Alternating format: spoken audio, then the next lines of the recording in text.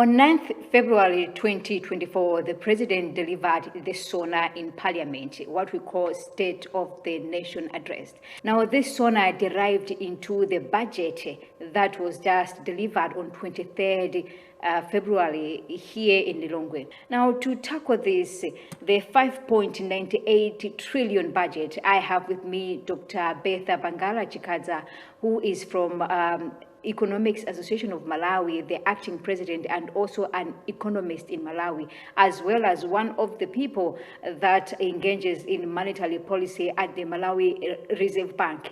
Welcome, Doctor. Thank you. Thank you so much. 5.98 trillion, an ambitious budget. How do we take this as Malawians? And is this the hope and the light that we have been waiting for? What's your take, Madam? I would say it is indeed an ambitious budget, taking into consideration what we are going through as a country. And as we're saying, it has taken the same tone as the SONA. So it's giving hope to the Malawians in such a way that, it accepts that there are things that needs correction. And then it brings to light how much has been allocated to certain things just to turn things around. So I would say basically it is indeed, giving hope, and it's something that actually us, even as economists, we are looking forward to see in the budget. This budget, how beneficial is it to the Malawian economy when we see the 598 trillion? The budget is beneficial because, for the government to work, to do everything that it planned to do, it really needs the budget, and it needs the resources to be allocated, very well. We've seen some deliberate measures just to actually increase non-tax revenue, just to add to the revenue that was being collected. And we have also seen, some maybe repealing and putting back other, laws that, pertains to mining. So all we can say, when we're talking about a budget, it's all about funding things that, as a country would want to do this year. Thank you. Now, according to the World Economic Outlook report of January 2024, the growth rate is projected as 3.1% in 2024, and in 2025 is expected to be at 3.2%, due to greater than expected resilience in large market economies. How does this reflect to Malawian economy? What's your opinion on that? We are saying, I think, the Malawian economy is going to grow at least by 3.2 percentage points. So we can see that it is aligning itself closely to that figure that you have talked about. So what really matters are the key assumptions that we're putting into when we're trying to say growth is going to grow, by this amount. What are they trying to say? They are looking at the mining sector, they are looking at the agriculture sector, they are looking maybe at tourism and all other sectors that contribute to growth. And basically, I think they are putting so much trust in the agriculture sector because of the mega farms. And so we are knowing, okay, I think maybe with the mega farms, we're going to, grow by that much, and we're going to produce this much.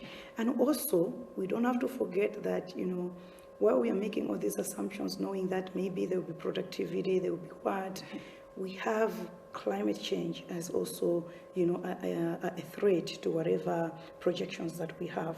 So as much as we have projections out there, sometimes along the way, we might face some other problems. Like right now, I think we are knowing that we have El Nino, and maybe projections that we had initially on how much we're going to, produce as a nation might actually be lower. Because we've seen now the trends in the weather, the dry weather which is coming, and how it is affecting the productivity. So maybe we might, along the way, revise the figures, maybe in relation to the global figures that you're telling us, the 3.2 or maybe 3.5 next year. Probably we might, try to tone down, depending on how it's going to come out. Usually, in time of this, when the budget has been presented, it's in action, and we're waiting for people to vote. we do have assumptions. Now, often at times we've seen that it's kind of very hard for the assumptions to hold. Now, what should be done in such instances? All right, I think it's important that we should try to bring in realistic assumptions whenever we are bringing up a budget for that year. The budget is going to be implemented at a time when a lot of the population is going to depend on the handouts and maybe and the government also distributing relief items, and this is where the budget now has to come in and trying to bring in the reality of the assumptions to the implementation of the budget. Why we're saying this is that, as I was saying, sometimes we may make assumptions that we're going to maybe yield, our yields, maybe maize production will be reduced by 22%. But what if the effect of El Nino reduces it to 40%? So it means that the previous assumption will not hold, and the assumptions will need to be readjusted so that it actually realigns with the current situation. And that's where now even sometimes we see the budget being revised or readjusted because some basic assumptions that were initially holding are not really holding. So, for example, production of food will be one of the things that we are seeing that it might change maybe the way the budget is going to be implemented, because we might need a lot of relief items than may be projected. We might also need, a lot to pump into productivity, because we don't want the situation to continue or to be repeated. So we should learn from our mistakes. And by learning from our mistakes, then it means we have to pump in resources to productive sectors, maybe which can produce food and make it available in the next season. Thank you. Now, as you have said that we need to produce more to make food available in the next season. Now, coming back to the budget itself, the budget itself comes with a deficit of 1.43 trillion. How should we cover this? How are we going to cover this? Because we need to make hay while the sun is shining. What are our measures right now? The budget clearly stipulated that the deficit is going to be covered by domestic borrowing, but also foreign borrowing. So that means we'll add to the already piling debt that we have as a nation, but that's what we have to do because we have a budget that needs to be implemented, and we have, a deficit that there's no way we can get it from. And so we have to borrow as a nation until we reach to that point where maybe we'll be able to implement a zero deficit budget. It is believed that advanced economies will fall on 2 percentage points than developing countries by just 0.3 percentage points, according to country specifics. We just want to know, what is the monetary policy and what does it do to the economy of a country? And we also want to know how important are policy adjustments to economies, because we are looking at the 2 percentage points that developing countries are going to incur, but that is also going to come down to us. The 0.3% is going to come back to us in Africa. Now, as a member of the Monetary Policy Committee, where and what should we do according to that?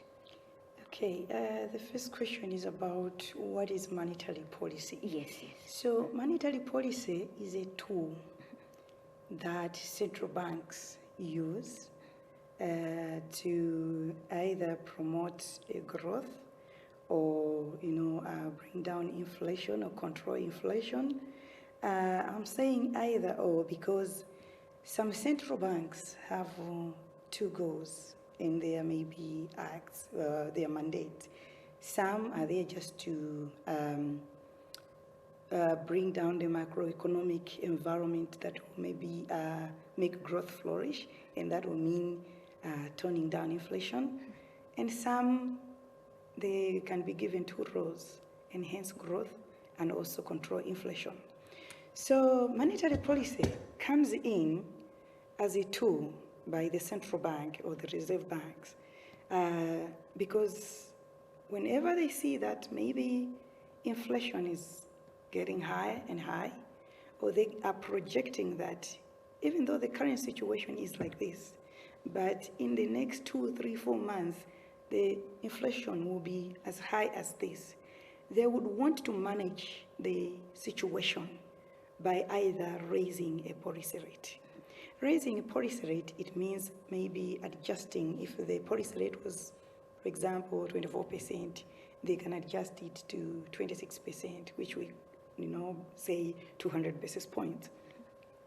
On the other hand, if maybe we see that, the economy is slowing down, we need to boost demand in the economy. So we want, economic activity to go up. But then we see that maybe the policy rate is high, even though inflation has lowered. What would the bank do? The bank would actually adjust the policy rate by lowering it. So we've seen a couple of, times in the previous years, the bank would reduce the policy rate when the economy is stabilizing, and we see that we need to boost aggregate demand, we need to bring activities into the economy. That's where now the policy rate comes down. So as we're saying, this is just a tool that tries to control, like in our country, we're trying to control inflation. So we look at the sources of inflation. How is inflation going to be tamed? What is driving inflation a lot? So because of those activities, we know certain activities cannot be actually reduced, even though if we do this. So we raise the policy rate because we know if this activity is going to continue, inflation is going to pick up. So in simple ways, I think that's all about monetary policy, which is the bank. I should say, maybe when I'm talking about monetary policy, someone who don't understand. So it's the lending rate of the bank. So banks sometimes go to the Reserve Bank to borrow. And this is the rate at which they borrow. And normally, the bank also respond by raising their own rates. Because when we see the central bank has raised the policy rate, it means also these two have to at least, align to the rate for them to make profits on the credit which they are issuing. So that's about monetary policy. Now, what does it do to the economy, and how important are policy adjustments to the economy? So as I was saying, the policy adjustments try to make the economic environment actually conducive for growth. When we have high inflation, economic growth does not happen. So it doesn't take place. It happens minimally, not to the point that it will bring in tangible results. So what the central bank does is to bring down the inflation, just to make the policy, the economic environment actually very well, so that when inflation is going down, then we know that certain things will flourish. So most of the times you might see that I think like the Reserve Bank of Malawi, their target is 5% of inflation.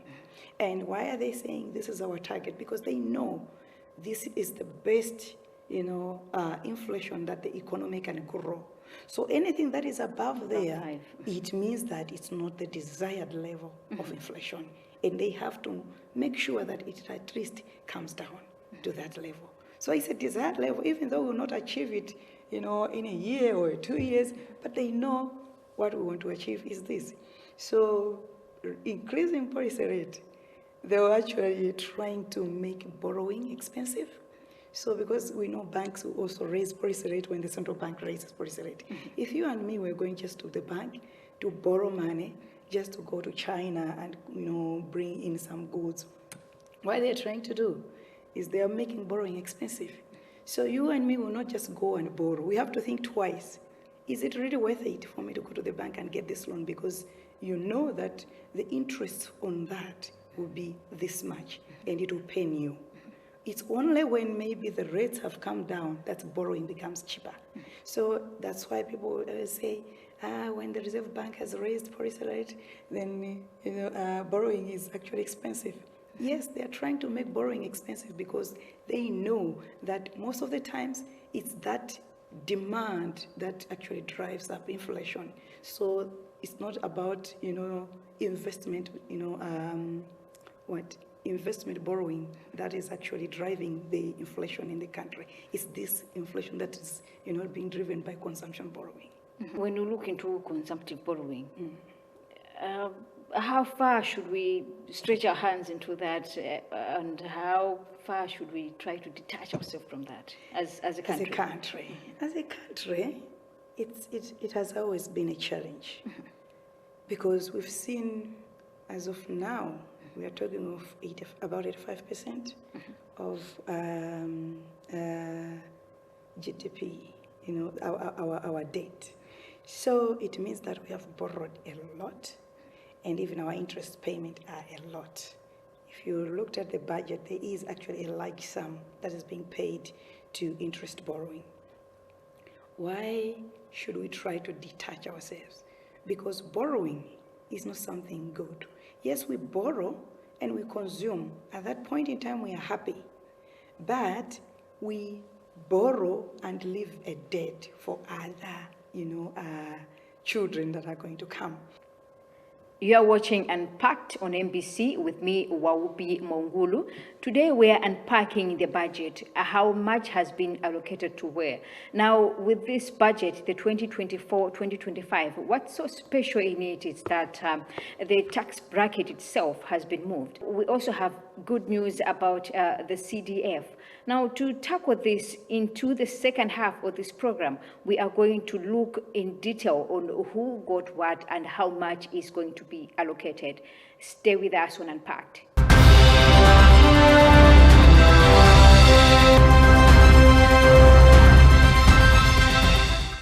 Dr. Chikaza, welcome back. We have seen that as a country, we have regained donor confidence. And we have seen IMF now playing ball again. IMF, World Bank, they are now playing ball again. Now, what should we do in order to keep this track?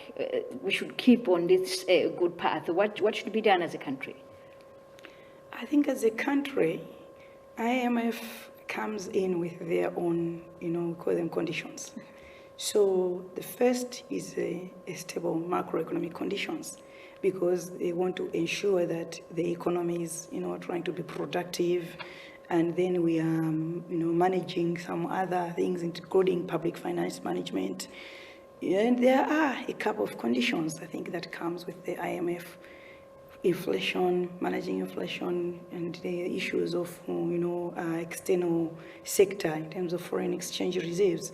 So for us, I think, to be on track, the first is about the debt that we're talking about. So the budget itself, first, it has to align itself to the amount that is allowable, in terms of the deficit, which the economy can actually hold. So even the IMF has some, restrictions on how much deficit the country can run in terms of debt.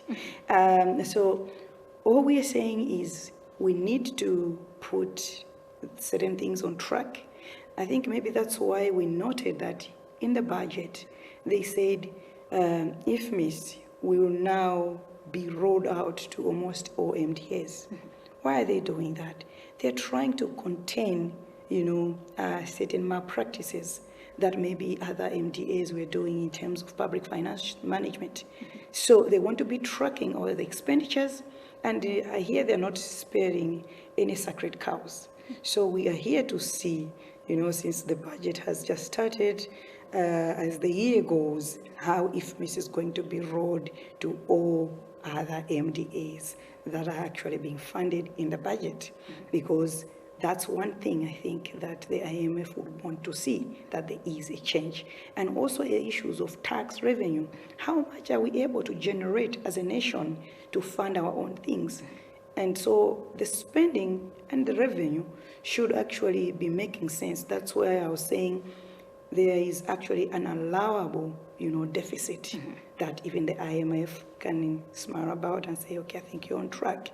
And to be honest, if you see the IMF giving us ECF, we have to know that there is, some adjustments that have to happen economically.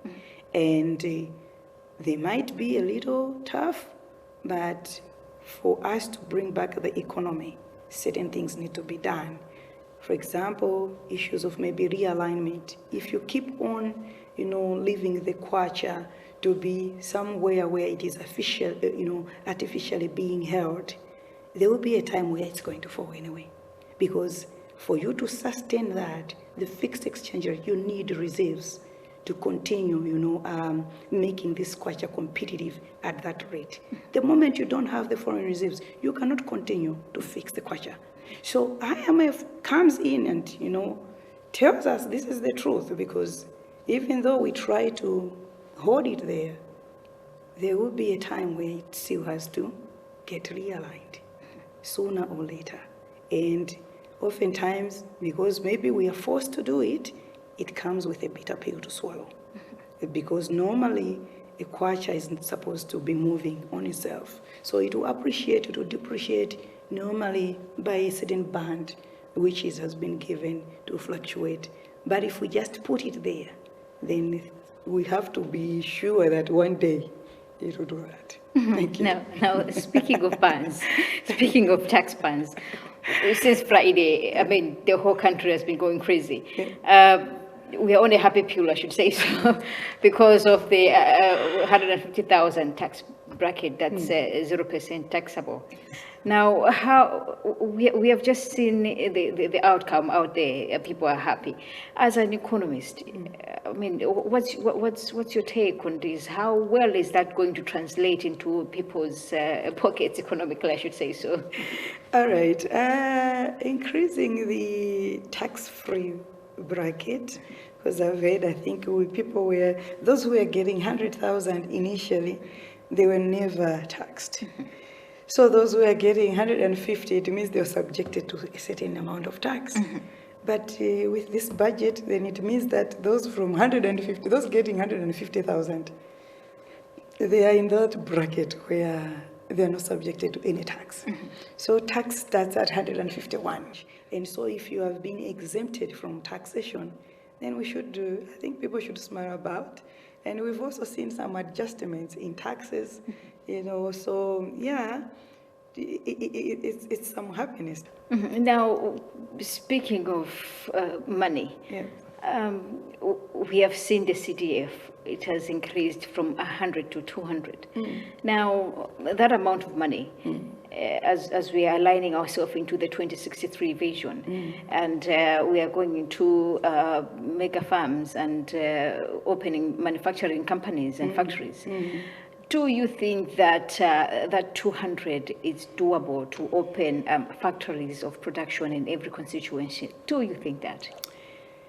I think something can be done with that money if the MPs are really willing to transform totally their constituencies. Because, we have various constituencies with the various crops, and, they can produce a lot of things. But if you're given a 200 million and you want to invest it, I'm sure something can be done. I like that, we have one village, one product that time. If that was actually, being propagated, maybe that 100 million, if someone was producing, maybe a village was producing, honey, so they are into beekeeping, I think that can actually be substantial to change certain people's lives. What is maybe I should say what needs to be done is probably tracking, because I'm not 100% sure on how much the other money was being used and how much was benefiting, the rural people. So increasing it means that there is also a lot of responsibility that the MPs need to be accountable, just to make sure that indeed the right people are getting, the benefit of the increase of the money. Thank you. The ATM strategy, the A in the ATM strategy, agriculture, has been given a 479 billion kwacha. Now, how does that translate to the Malawian economy as in today's situation, as in real time? How much do we really need this to work, the ATM strategy? What's your take on that? My take is that, agriculture is the backbone of this nation. And so we cannot talk about Malawi or Malawi, exporting minus agriculture. So much as we're talking about mining, we know mining is going to bring in something, we know tourism is going to bring in something, but the backbone is the agriculture sector. And on that, I think we have 160-something billion that has been allocated to AIP. It is a good thing that we're investing in mega farms. So unless some of that AIP maybe will be given to the mega farms, then I think that will be also something to smile about. But if it's just, helping those, same people who are always receiving AIP and then always getting also assistance from the government, then I think we're not doing much to agriculture. But if maybe some of those will be diverted maybe to subsidize the mega farms, then I think it's a commendable job. Thank you. Mm-hmm. Now, we have seen the allocations. Please give us the figures. Where are we going and how are we moving forward? All right. Like we said, I think the health sector and agriculture really needed this much, because the agriculture, we are talking about the mega farms, which we also want to talk about exports. And also the health sector, some responses were also needed. And of importance is also the transport sector, which has about 439.64 billion. So as you know, I think we're trying to transform the economy in terms of transport sector. We know as you're going to Lilongwe, or maybe, to the north, I think we've seen some works being done. So probably this allocation is to complete those other projects which have started, but also maybe fix some roads which the budget mentioned, because I heard there was quite a lot of roads which were mentioned that needs to be fixed. We also have the pensions and gratuities. The government, I think people were complaining that they're not getting maybe their money in time. And so we have 193.17 billion that has been allocated to pensions and gratuities. And as we're talking about, AIP has about 161.28 billion. And the environment, got 20.55 billion. And also the lands and housing sector has 30.91 billion. And we have the National Food Reserve Agency, getting 12 billion. I think this figure hasn't been changing, because the past, I think, 3-4 years, I've seen the same 12 billion every year. So probably ADMAC is getting some money, but with the response, to me, I think it needed more than 12 billion, or maybe there are other avenues that the government is using to purchase some food items given the El Nino. And so, sorry, I think I was talking about National Food Reserve Agency getting 12 billion, but ADMAC has 40 billion. So this is actually a plus, because looking at the current situation, we needed this money, that ADMAC should get more money just to bring in, because we know ADMAC has, I think, depots almost everywhere in the country, and it will be easily accessible by people when I think maize is distributed through ADMAC for purchases. So, and also what I think I liked also is about issues of taxes, because we know we have all these expenditures that we're talking about in the budget, but other than that, how are we financing the budget? Very importantly, we've seen that MRIA has been asked to increase the amount that it's going to get from the collections that they collect. So I think last year they had 2-point-something trillion. This year they have now 3-point-something trillion to collect just to fund the budget. So that's actually one thing that we've seen, and also an increase in non-tax revenues that needs to be done this year. That's how we end this week's edition of Unpacked.